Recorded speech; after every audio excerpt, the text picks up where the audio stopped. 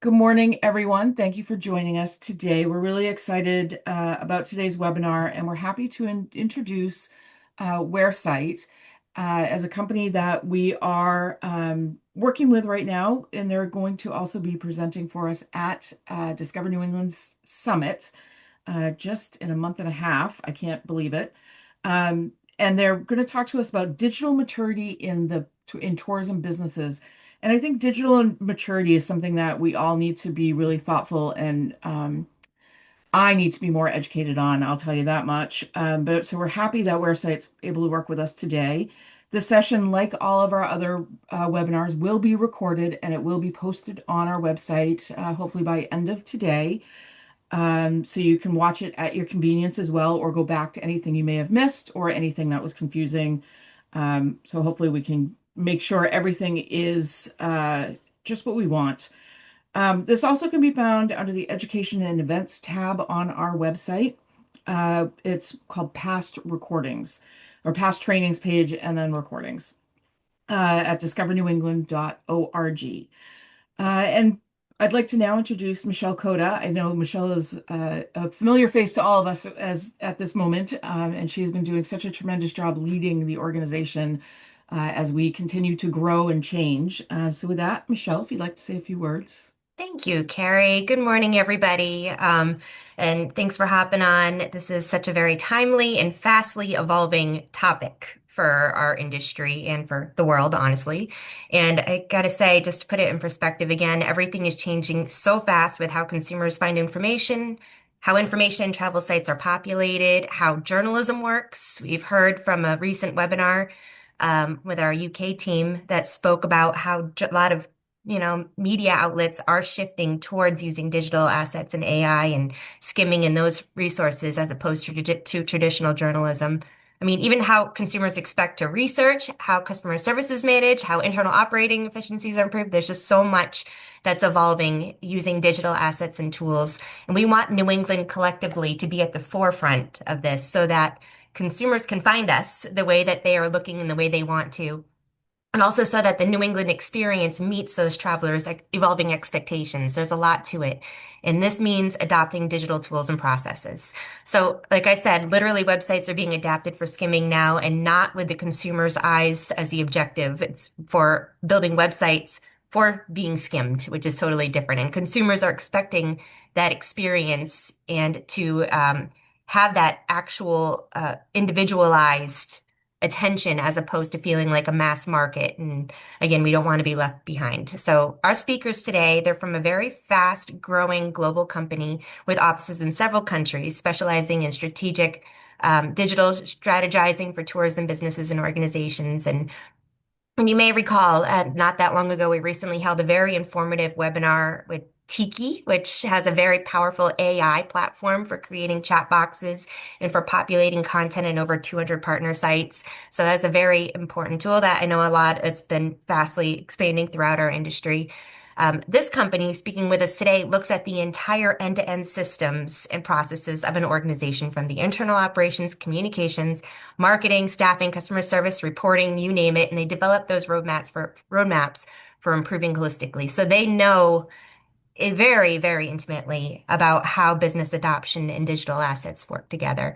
So again, this company knows how to work smarter and not harder. So I would love to hear from them. So with that, I'm going to turn it back to Carrie to introduce our speakers here today. Thank you, Michelle. Appreciate that. Well said. So today we will hear from Karl Llewellyn, who is the International Commercial Director, and Laughlin Rigby, Director of AI and Digital Transformation from the company of Wheresight. With over 25 years of experience in the business growth and international operations, Karl and Laughlin bring a deep understanding of how digital preparedness affects businesses efficiency and profitability. His work helps destinations use data, technology, and strategy. I couldn't get that word, strategy effectively. As always, if you have any questions, please type them into the Q&A box. We'll be asking those questions at the end of the session, but we will do our best to respond to everything. Don't be shy, ask your questions, and we will get to you. And with that, I'd like to turn the webinar over to Karl and to Laughlin. Thank you. Thanks, Kerry, and thanks, Michelle, and good morning, everyone. Thanks for joining us today. We're very excited to partake in this event. We've been in long conversations with Kerry Michelle over the past 12 months and learning more about what's happening in New England, and we look forward to seeing many of you at the spring event. What we've put together for you here today, though, is really it's an insight into information and data that we've learned from working with DMOs in the Northeast. So we are really bringing you in to see what we're learning and what we're seeing from your neighboring DMOs.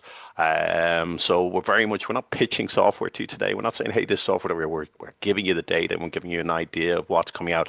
And we're deliberately focusing on turning those insights into actions. So what is this learning telling us?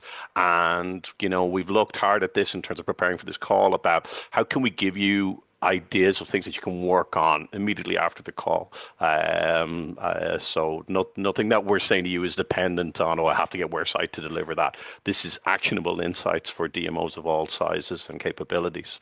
So before we could start on that, I do need to explain to you about, well, who are Wheresight and how do we get our data and how do we work with DMOs today? So in a 2-minute whistle, Wheresight, we partner with DMOs and CVBs in the Northeast to measure, benchmark, and impact digital maturity of the tourism businesses in your community. So there are kind of 3 words you're going to hear a lot of is that first, taking a measurement of the digital maturity of a business, benchmarking where they should be at. So where are they today and where should they be at based on best practices and benchmark data from the region, and then giving them a roadmap to improve. And we're going to show you that in detail as we go into the program. My name's Karl. I work with the DMOs to look at the commercial engagement to make sure it makes sense. And I'm joined by Laughlin. Laughlin, you want to give a brief intro? Sure. Thanks, Carl. Hi, guys. I'm Digital Transformation Director with Wheresight, and my background is actually with DMOs. I worked over a decade with DMOs in Ireland and Australia, both at a national, regional, and county level. So I get where you're coming from. I understand your challenges, and I appreciate that. Hopefully, this will help you, plan out that digital roadmap or, think about digital across the board. And we'll get into that later to some of the results there. So yeah, looking forward to taking you through that journey today. Thanks, Carl. Okay.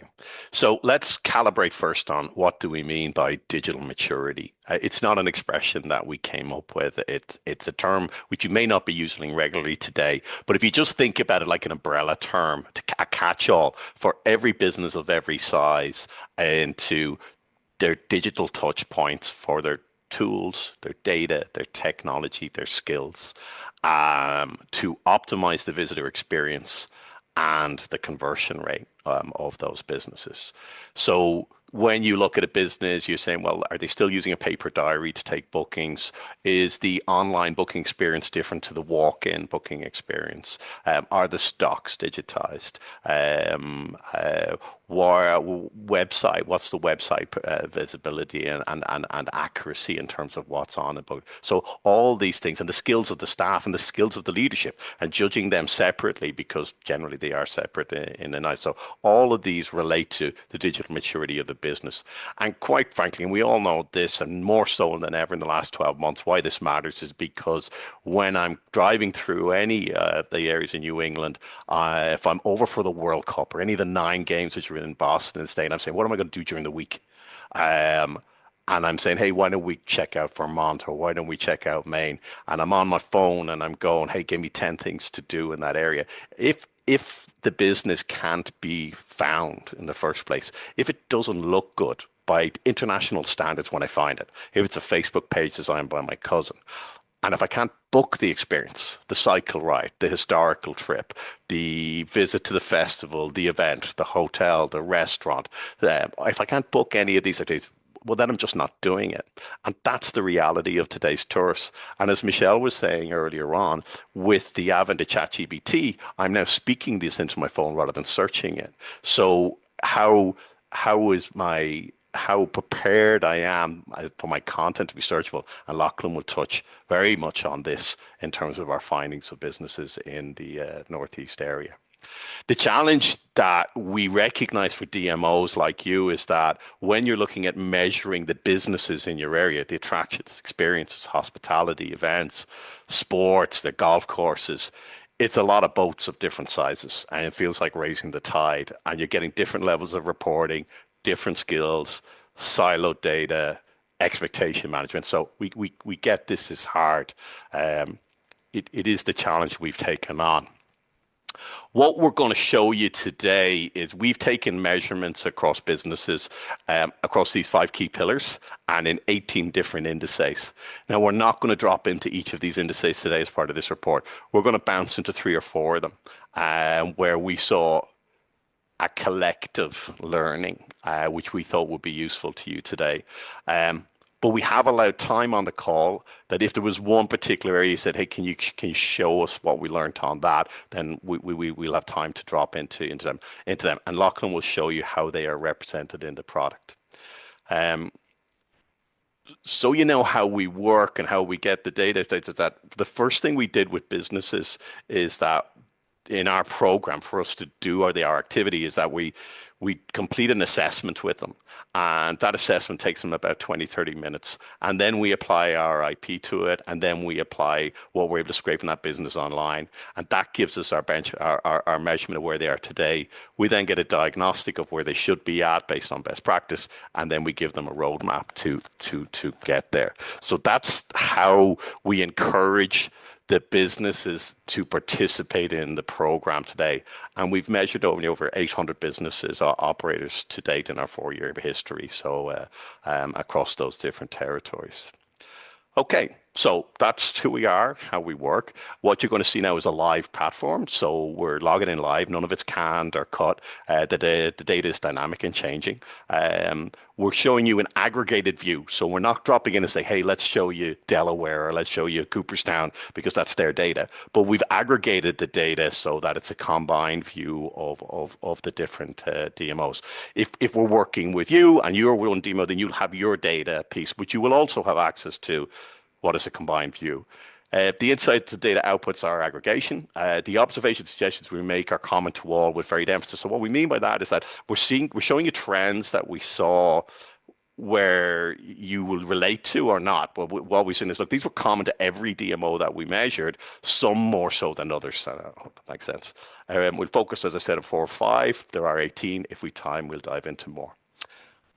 Unless there's any immediate question, Kerry, which you think I should answer, I'm going to hand over to Lachlan, and he's going to go into the platform.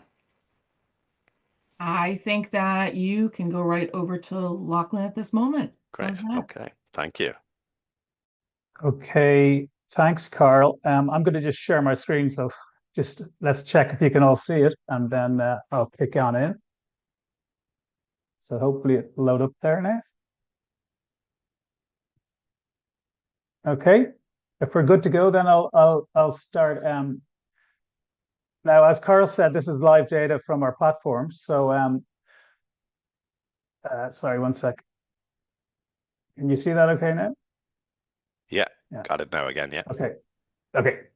So, as Karl said, this is live data from our platform, and what we're looking at here, I'm just going to give you a sense of the profile of the businesses because it's good to get an understanding of that before we get into the results.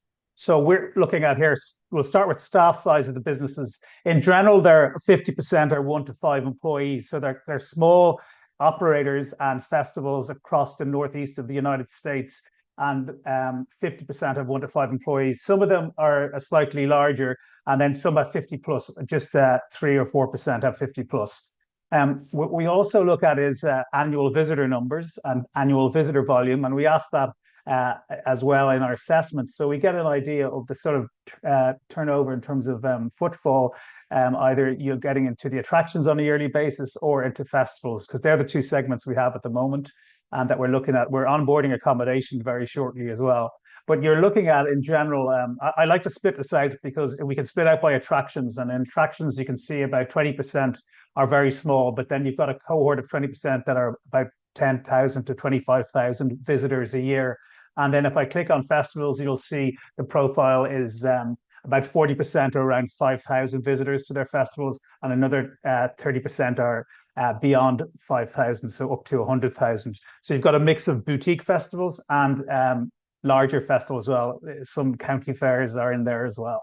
And then finally, just to give you a sense of the type of businesses, so we've got a good mix of breweries, historic sites, arts and cultural festivals, outdoor recreation. We've got wellness, live music, and heritage and farm agritourism. And then you'll see some other ones down the bottom: railroad tours, haunted bed and breakfasts, a scenic tourist railroad and brewery, and even a marina. So that gives you a flavor of the sort of diversity and the variety we have in terms of the businesses that are feeding this data in. So let's jump to the results. We look at, as Karl said, the digital maturity of a business.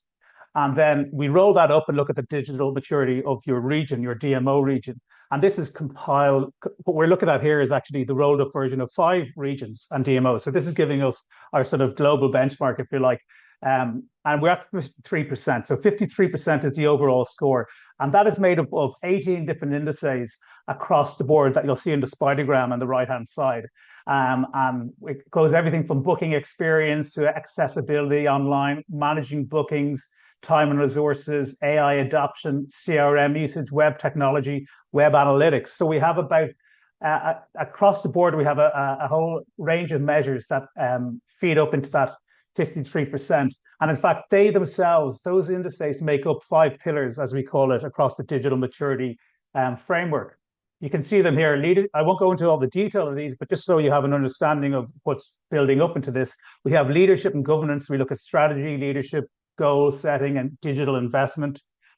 We look at customer experience. We ask about their product, how ready it is it bookable online? We look at their booking experience, what digital marketing they're using, their website experience, and even down to website accessibility for those who have oral or oral challenges and usability challenges. Technology is the key area. The booking technology, is there any in place? Is there a single source of truth? Is there a CRM system in place? Operational capability, how are those bookings managed? Is it manual? Is it automated? Is there sales reporting? And do we have CMS systems in place? And then finally, people and skills is our 5th pillar. We look at culture, time and resources, and skills and knowledge. So that all rolls up to give us our overall score. And that gives us a sense of how a destination is doing.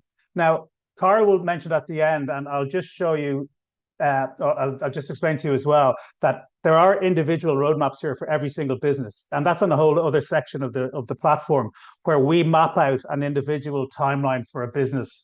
And we talk to them about how they should increase and can increase their maturity over the 12 months or so. So that's a separate section of the platform. But right now we're looking at the DMO view. So we see the rolled up score. And let's dig into some of the results then from this. So we'll start by looking at the performance by pillars. So the highest performance is customer experience at 58, and the lowest performance is operational capability at 50, with technology at 51%, just below it. So what's this saying to us as we delve a bit deeper? Well, the top strengths are managing website content, website technology, and time and resources. And then we look at some critical gaps that we're seeing in the back end, and managing bookings is really jumping out at us, as well as skills and knowledge and AI. But the one that would strike us as the most important is obviously managing bookings. And there seems to be, a very low capability amongst a lot of these businesses in terms of managing bookings and how they go about with online booking capability. If you look at attractions in particular, which make up 3/4 of our businesses, they excel at digital marketing. They have ready products and they have good booking experience. But when it looks at CRM and data and accessibility info, they're further down the list in terms of their maturity with this. So their focus is visitor information and content. Their strength is website experience. Their weakness is sales reporting. So there's an opportunity here for integrated booking systems. If we look at festivals, they are really excelling, not surprisingly, at social and marketing. So social media marketing, and it's very much about in the moment marketing. So being key at the time of the festival and in the lead up to the festival rather than year round. They also have good culture and agility, but they are weaker in web analytics, long-term strategy, and indeed CRM and retention. because that's something that they could focus on and as they go forward. So we have a cross-segment comparison here. You can see, as I said, festivals are stronger with digital marketing, and they were both a bit weak on data and analytics. Some of the insights we pull out from this is the skills gap. So despite 72% of businesses reporting adequate time and resources, the skills and knowledge score is critically low at 32%. So this indicates that financial investment is not translating to capability because the human capital is not being upskilled. And there's a data blind spot as well, with sales reporting at 39% and web analytics at 43% scoring poorly. Businesses are operating on intuition rather than data. Without closing the loop on data, marketing spend cannot be effectively optimized. And then finally, we have a friction in bookings. So while websites look good, we have good content to a large extent, the transaction layer is broken. Managing bookings is at 27%. So the manual handling of booking creates operational drag and risks losing customers in the final stage of the funnel. So what does that mean? Well, we out of that, we've already sort of extracted some priority recommendations for the regions and for the area that DMOs can look at, such as for immediate impact, the Book It program, where they have a goal of lifting the booking score from 27% to 50%. Here, the idea is to launch a digital commerce accelerator, negotiate group rates for simplified ticking platforms, focus on micro attractions, provide white glove setup support to overcome the skills gap, and mobile first implementation. And then we look at capability building. The establishment of a micro learning academy could help here, where we can close the skills gap. Leverage high time availability from bite-sized training on CRM and analytics. So focus on data for micro businesses, practical plug and play workflow versus theory, and teach reading dashboards for decision making. And finally, another one from terms of risk mitigation, we can look at regional inclusivity sprint, where the goal is to fix 41% of accessibility scores. So here it would be about mandating a compliance sprint for museums and historic sites, and then providing centralized audit tools, just distributing accessible content templates, and leveraging strong content skills to fix navigation issues. Lachlan, can I come in there for a second? Yeah, please. Sorry, if you just go back on that slide, because I just like to share my own observation, particularly in this area here. We working with one particular DMO, who we were primarily working with attractions, and we normally work in blocks about 20 at a time, and we were really taken aback by the variety of booking tools that these 20 attractions that were all in the same county were using, and it became apparent that, and this is evident in what Lachlan's saying here, that everyone was going on their own search and find supplier journey.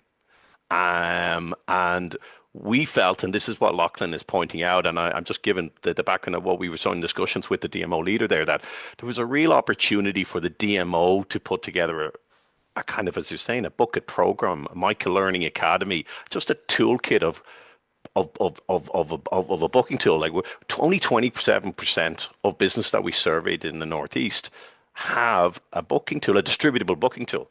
And so in other words, not just an email form on their website, something that they can actually give to Facebook, give to booking.com, can actually create and generate bookings for them. That's, that means 2/3 of business don't have one. So they're in a skill deficit first and foremost in how to, and that paralysis then is stopping a lot of businesses going forward, particularly, as you probably recognize, the smaller businesses in your community. So we felt this was an opportunity and something that we're seeing that one particular DMO grasping onto and saying, okay, right, rather than lifting one at a time, if I can create a collective one, and maybe as we've mentioned now, we're nowhere out of the blocks in terms of driving it, but is there a discount or an offer that can be done for a region based on being a go-to provider? We felt these were opportunities. Is that all right, Lachlan? Yeah. I didn't say enough. Yeah, great, Karl. No, good point. And in fact, what that leads us on to is sort of a deeper dive into booking and distribution, as Karl was saying, because what we can do then is we go back to the live dashboard here, and so we can see what each of the businesses in the platform are using. 32% have no booking system whatsoever, and if you just zoom in on attractions, You can see that's similar for attractions, and with festivals, they have probably more well-known booking systems because the festivals have to have some ticketing systems in place in general. But a lot of the attractions or experiences are still using email forms, contact us forms, phone, or even walk-ins, and we don't have a lot of the actual typical tourism experience booking systems that we're used to. You see a few there with Fair Harbor, and but you don't see too many of the big ones there. So you've got some of the more old school methods of booking, certainly that we're seeing coming through. I think the other thing to note is there's a lot of challenges here, and we collect those challenges. I'm not going to go through them all here, but we get some great information from what businesses are saying, because they're using Shopify, but it's not built for booking systems. In fact, what we find is a lot of especially with, say, breweries or wineries, they're using their e-commerce website facility to book their tours, and it's just not a perfect fit. It doesn't suit them. So we have a lot of sort of trends and themes coming through like that. And if I just look at sort of the analysis here, so as we said, 33% don't have any online operations or online booking system at all, and there's an 85% distribution gap. An overwhelming majority of those also don't use OTAs, so they're not distributing either.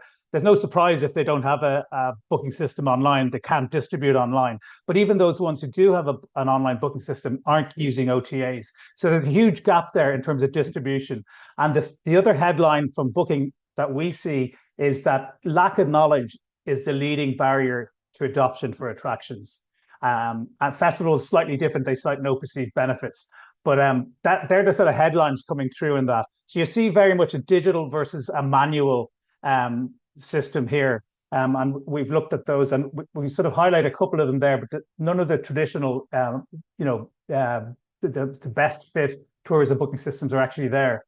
With OTAs, as we said, only 14% utilizing OTAs.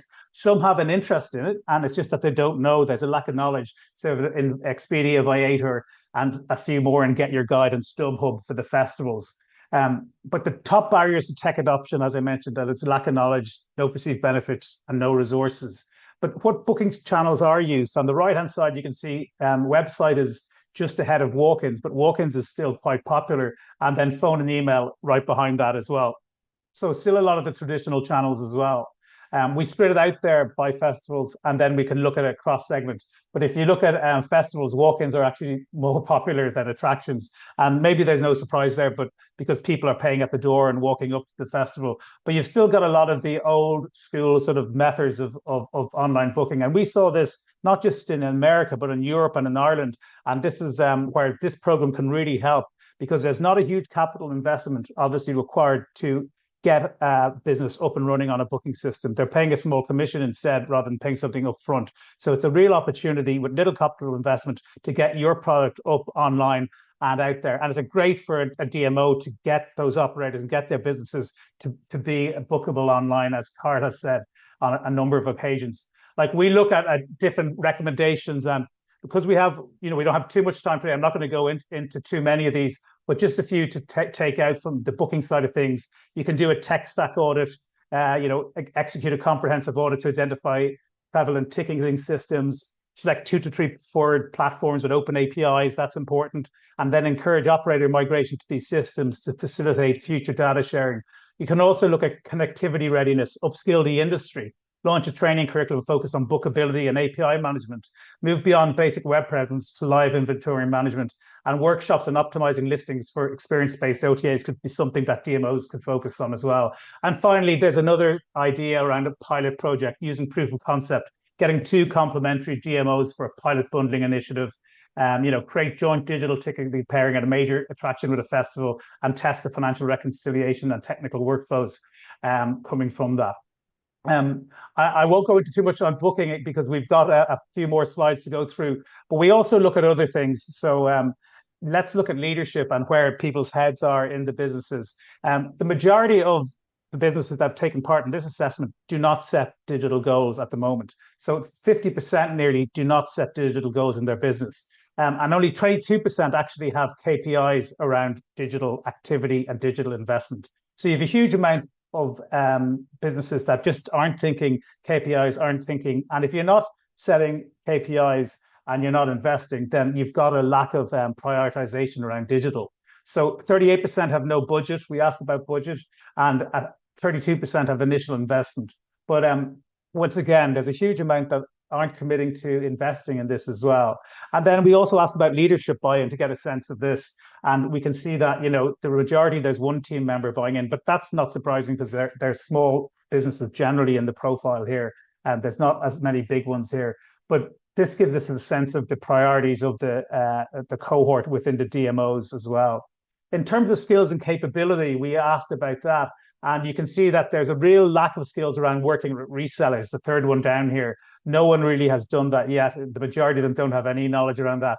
Also, managing bookings, we see a big red flag, and data and analytics, 68% don't have the skills. And if you can't measure, you don't know where to invest, and you don't know what's working when you do invest. So it becomes a bit of a vicious cycle. So data analytics is really key, and we work, very hard to get a lot of our operators up and running with Google Analytics 4. It doesn't cost anything, and it gets you, that first step in analytics and measuring. And the ones that already have that, we get them to integrate their e-commerce from their online booking systems to do that. So that's sort of the process we have there. The good news is, a lot of the operators have the capacity and skills, the capacity to do it and the time to do it. They just don't have the skills. So that's why we measure the time and capacity as well. We also look at technology. So what websites are type of websites are being used? 11% don't have websites. So that's the first sort of headline. 11% of the businesses we survey don't have websites. Now, in some of their defenses, some of the festivals would use Instagram, or their small boutique festivals, and they're just starting. They're mainly the ones that don't have festivals or don't have websites. But a lot of them would have basic web pages. So you've still got 25% either don't have a website or don't have a CMS, so they can't actually update their website. So we look at that as a really important measurement. And then full website with CMS, 57% of that. 50% don't have any CRM system of these operators. So how are you going to build loyalty? How are you going to, look at retention with your visitors if you don't have a CRM system in place? And then, some are quite advanced and have booking system with CRM. And they're the ones who are really going places and are really looking at their customer journeys and looking at it on a year-on-year basis. And then we talk about web accessibility as an individual measurement. This talks about how your website is built and your content is built. Do you have audio descriptions? Do you have proper labeling? Do you have alt descriptions on your pictures?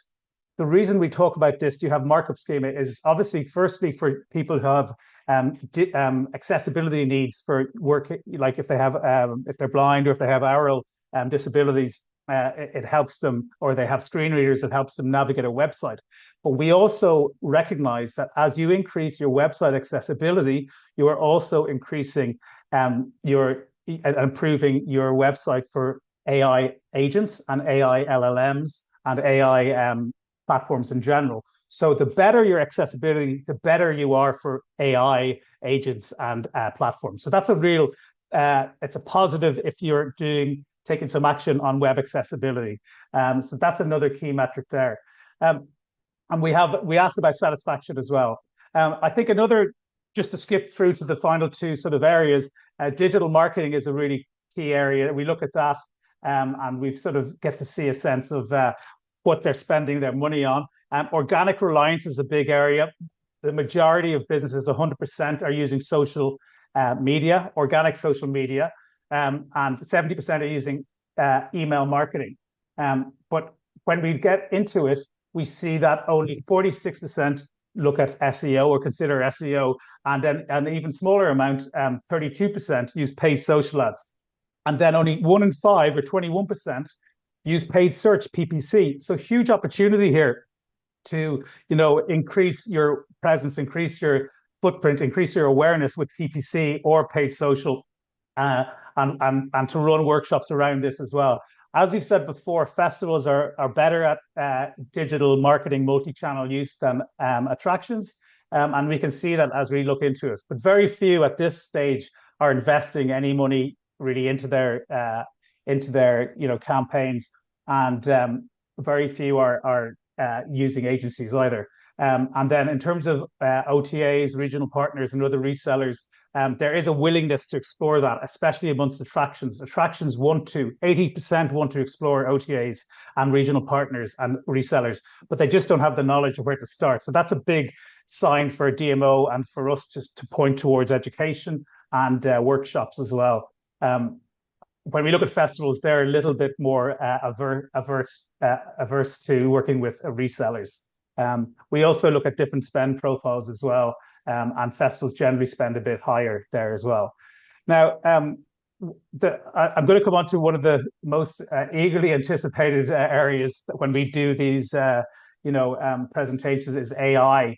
And AI is obviously something that is really top of mind for everyone at the moment. But we have, I guess, a number of measurements here across the board for AI. But if we look at our group of businesses, we see 51% are exploring with AI, but 40% of businesses are not using AI and have no plans to use it, and 8% are fully integrated. So we have certainly a large cohort who are actively engaged, but then there's still 40% who haven't put their toe in the water yet either. We also see that ChatGPT is the most dominant tool out there, followed by Gemini and then Microsoft Copilot. But it's over 60% are using ChatGPT. And the primary use cases are social media posts, website copy, and building and creating marketing assets. And the frequency of use is, we've got a mix between regular and sporadic as well. This is a key one, and especially if you're a DMO and you're trying to educate, what's their top priority when it comes to AI? Well, it is practical training, sector relevant experiences and case studies. And then secondly, funding for paid tools, one-to-one mentoring, and privacy and risk guidance is sort of the medium areas. And then in terms of adoption, 48% have no plans and the other 50 are planning and exploring to use it as well. It is something that we're seeing, obviously, more and more businesses put their toe in the water in terms of using. But what we've done as well is we've looked at the potential opportunities and recommendations based on this and based on the sort of the data we're seeing. So some of the areas we look at the potential to set up a marketing hub, like establishing a centralized AI marketing hub to support seasonal festival operators, procure shared licenses for enterprise-grade generative AI tools, or enable smaller events to produce high-quality assets that compete with major attractions. Smart itineraries, leverage AI recommendation engines to dynamically bundle attractions and events, create full-day experiences to extend dwell times, and compensate for the lack of accommodation anchors by driving cross-visitation. And then also look at dual training, because sometimes what a festival might want, where they're looking at marketing velocity in terms of content and social, it might be slightly different than what an attraction wants, where they want to focus on operational excellence using chatbots and data analysis as well. So some of the priority recommendations, we say commission a regional AI concierge pilot, develop a conversational face-to-face data planning pilot. It could aggregate real-time data to answer visitor queries and suggest activities, reducing the customer service burden on individual businesses. Implement a unified data standardization, mandate a common digital schema for open times and schedules. Without standardized inputs, advanced regional AI applications remains fragmented and ineffective. And finally, create digital champions mentorships. So pair tech-forward attractions. Some of these guys are really involved and embracing AI, and pair them with ones that are just starting out in this journey as well. And these facilitate peer-to-peer learnings on how to utilize AI for resource management and audience segmentation. The segment for attractions that we've mentioned, the dominant proportion in this focus, we talk about the visitor flow being important, dynamic pricing, and customer service automation. For data, they possess historical data, which is required for predictive AI models. And in terms of their maturity, they have a higher digital readiness compared to seasonal counterparts. However, if we look at festivals, their focus is almost exclusively generative AI for rapid marketing during peak season. They lack data hygiene in festivals and continuity, obviously, for predictive tools. So the challenge for them is they cannot independently sustain enterprise-grade tools or licenses in that regard. So we delve into a lot more on that as well, but that just gives you a flavor of some of the insights we're seeing there. But as you can see on our platform, we actually can go through and delve into each of the individual uses. So the main use here is writing or improving website content or social posts that our tourism businesses are using AI for, but others are using it for generating images, creating itineraries, and a lot less are using it for analyzing data or customer feedback. So there's huge opportunity there as well. Um, Can I jump in, Lachlan, here? yeah, please Just go two ahead, two Carl. little observations. In with once again we work with a couple of upper state New York DMOs, and I remember when we would start at the DMO say, well, oh no, our guys aren't using AI at all. But there's always somebody who's using it and using it really well. And identifying that lighthouse or champion, whichever expression you want to use, and telling that story is what drives change.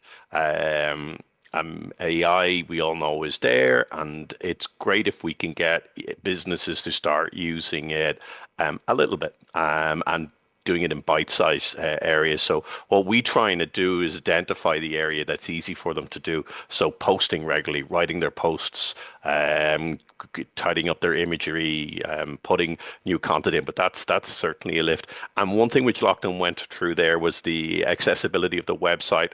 Being able to test the accessibility of the website is something that we do as part of the program, but that's something which they can look at as part of their Google arrangement. But that's your canary in the mine to see, are they searchable?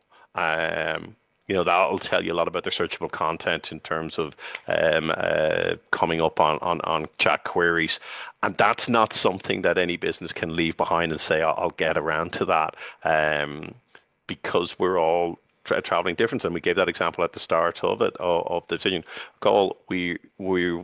Were working or just a conversation with Florida Keys, and they were talking about how it's one road in, one road out, but the businesses that rely on their drive-by signs or their walk-ins are really under pressure because people who are not driving are saying, well, I want to know we got a dinner reservation or we've got that experience booked, so I'm not taking a chance on it, I'm booking it now. So it doesn't matter how good you are if I'm driving by you because I've already booked it. So this is the modern tourist, which we're taking into account during their experiences in driving New England, is remembering that it might have been okay for just relying on walk-in trade, but if in those numbers that we showed there that 50% of businesses were relying on 50% of the traffic being walk-in, unless you're a gift shop, then that's something to, that's an amber flag and something worth addressing. And you could do it slowly, but certainly creating a booking system changes everything for the business and is worth doing. Thanks, Lachlan. Yeah, and I'll just wrap up on AI there. You can see the business impact. There actually is quite a positive disposition to AI in terms of our operators and businesses' attitude. 40% say they see significant positive or some positive impact, and very few are saying they see negative impact of AI on their business. One of the final areas we look at is product readiness, and that's really important because if you're not product ready, you can't sell online, or you won't sort of be accepted sometimes by OTAs, minimum pricing and stuff. So we do ask and we do assess businesses' product readiness and see, are they trade ready, and that's what we look at here. And a lot of businesses are just have basic readiness, and how do we judge that? Well, we ask things like, what type of admission do they have? Admission to physical site, day tours. But then really we look at their booking experience. So how do they book?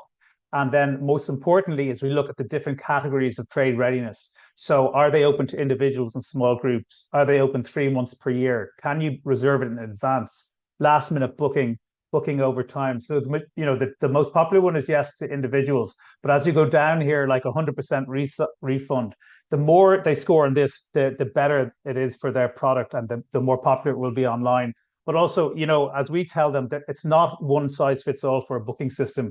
Festivals will look at different booking systems, and even say kayak operators or outdoors operators will look at different booking systems than something that is like a historic museum. And we would have a lot of experts that would advise the different businesses on which ones to choose, because we've done that with hundreds of businesses in the past couple of years, so they would know how that works, because not everyone wants to be able to take bookings. Some want to have long cancellation, and some want to have short cancellation periods as well. So that's just the last bit. We also look at e-commerce shopping as well. So if you want to have a look at this when it loads up, we can see how many of our tourism providers have online shops. Well, actually, the 33% do, so a lot of those would be some more of the breweries and wineries and the festivals with merchandise, but some of them are experiences as well that are selling online. And, a number of them have a number of different SKUs on there as well. I'm kind of going to wrap up there. I've been talking for a while, and hopefully you've got some good insights out of there. But one last thing I'll say is, we're constantly using new technology and AI to drive and help drive the generation of, world-class insights here. So what we have working behind the scenes here is the latest LLMs and AI models that we've put in place. So last week, Claude released Opus 4.6, the latest Anthropic model. We have that driving the insights behind here. So we have a blend of, cutting edge AI analysis along with our own expertise feeding into these reports that you've seen today and that have been generated. So that is bringing us that edge to those insights as well. And that's why we can have fresh insights that can be run literally yesterday on the latest stats as we get them in. So just another thing to draw your attention to. Karl, I'm going to hand back to you then. Not yet, Lachlan. Unfortunately, the takeaways are yours Okay. too. So, but I would Yeah. actually just be conscious of time. Kerry, are we okay if we wrap this up in the next 3 minutes? You are doing great. Okay, good for you. Okay, just time checking. We're very happy to stay on if people have got questions. We'll certainly stay on till the hour mark, but we'll just go through these takeaways in the next 3 or 4 minutes. Lachlan, if you wouldn't mind taking lead on Yeah. that. So just a couple that I mentioned before. So businesses are at the moment are excelling at visibility, but they're failing at the transaction level. So that's where they're letting themselves down at the booking, managing booking levels and the booking platforms. So that's somewhere that DMOs have a real opportunity to lift the whole region by focusing on improving the booking infrastructure in the region. There's also different digital priorities depending on the segment. So as we've seen, when attractions are looked at versus festivals, festivals have a different sort of yearly life cycle to attractions. So they may have different requirements when it comes to digital marketing and to AI usage. The third one is data-driven visitor management. So obviously you need to move from intuition to evidence. So the real importance of this is looking at data analytics and getting some sort of basic skill level to understand your traffic and your visitor movements on site. And also the lack of knowledge is the leading barrier to booking system adoption. It's not that they don't want to use it, it's that they don't how. And I'd also add that, very limited capital investment is required. So it's a real opportunity there as well. Finally, the primary barrier to ROI is not interest, but it's capability. Businesses are requesting practical sector-specific training to bridge the gap between trying and benefiting. So there's a few takeaways. You probably have a lot more there, and we're happy to share any more as you have any of other follow-up questions after this as well. Thanks, Karl. No problem. I think it was no surprise that we saw like over half of businesses that had no digital investment because most of them had no digital goals at leadership level. And if leadership aren't seeing, hey, right, this is the year we're going to take table bookings online, if that directive isn't coming down, then it's just unlikely to get done. So one of the key areas that we see ourselves working in is proving that, look, all these other businesses are doing it and they've saved both the time and they've increased their bookings. And here's the numbers. So showing the numbers are saying you're spending 4 hours a week on a paper diary and potentially making mistakes. Digitize it. And so creating that argument for simple change of the end goal, not the little steps to get there. The little steps will take care of themselves once the end goal has been agreed by leadership. So that was one of the key things that I noted in the region. So we can move to questions from the floor, as they say, just before we wrap up. Is there any particular area? We're very happy to go back into the platforms or something that somebody wanted us to look at, or else we'll just ad lib. Karl and Laughlin, real quick, I know before we open up questions, first of all, thank you so much for this excellent presentation. It's so important to evaluate not just on a business level, but at a broader community level as well. And then how you look at those evaluations, identify deficiencies, and come up with solutions to, like you said, save costs, reduce mistakes, be more effective at getting in front of the customer and all of that. So it is a whole lot of pieces that come together to make a business really ready for where technology and the industry is going. I just wanted to just add a quick point about why it's so important to look at like your regional level, whether you're a city, whether you represent a regional DMO within a state, whether you're at the state level or you're at the New England level or beyond, is visitors, when especially our audience, we're reaching a long haul international traveler. That's who our organization is reaching, of Mm, course. And there are, of course, more of a local market that may come in, those that may be coming, for example, from Boston or from Connecticut or from New Hampshire or Maine heading south. But our audience is a long haul international market. And what helps them choose a destination and where they want to go within a destination are places that have a lot to offer, right?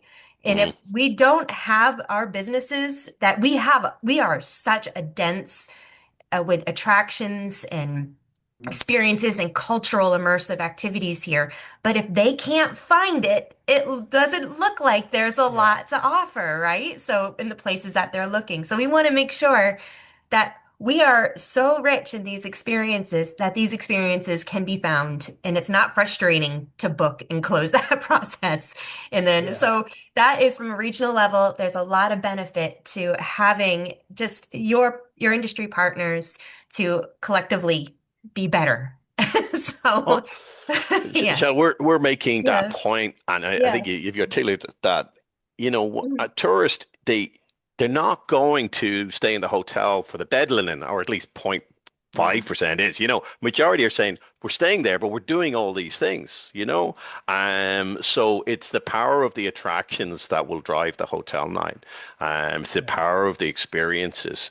And I think you guys are sitting on a great opportunity. Now, it's this year, but you've plenty to get on with in the World Cup travelers because it's just certain parts are going to be just too expensive for them to stay at. So they're going to say, okay, let's get out of here. Where are we going to go? And there'll be an explore opportunity for them around the whole Northeast to do that. And I know you're doing great initiatives with Dark Skies. We've got a huge Dark Skies initiative here in Ireland, which was hugely successful, brought about by local experiences and local tours and local things. So, sure, I'll get a hotel night, but yeah, making sure everything else is up there, and the key thing, as you probably everyone knows on this call, you can't control the message as a DMO anymore. You're spending all the money. You're spending all the money to try and be it there, but really you can't control it because social media and AI is effectively the most, to be the most popular content is not necessarily the most accurate. So the only way you can help to drive the right message is making sure all your operators are on point or at least are working to some sort of protocol that you're driving to them.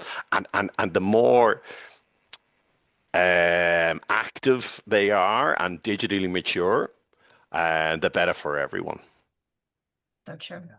Very true. And Michelle, Thank you're you. absolutely right about the hotels versus the experiences, because a lot of this has been born out of the fact that experiences and attractions and festivals have a much lower digital maturity. Because obviously, hotels, they have much more sophisticated booking Mhm. systems and all that can be found much more easily. But that's exactly the issue that Ireland was sort of addressing, and other regions were addressing as well, because they had that lower level of maturity amongst those experiences. So that's why that's that focus, and that's why what we've looked at today is very much around those experiences and those events and festivals. Yeah, And that's a great point too, right? Like the hotels definitely, a lot of them do have those more intensive booking systems.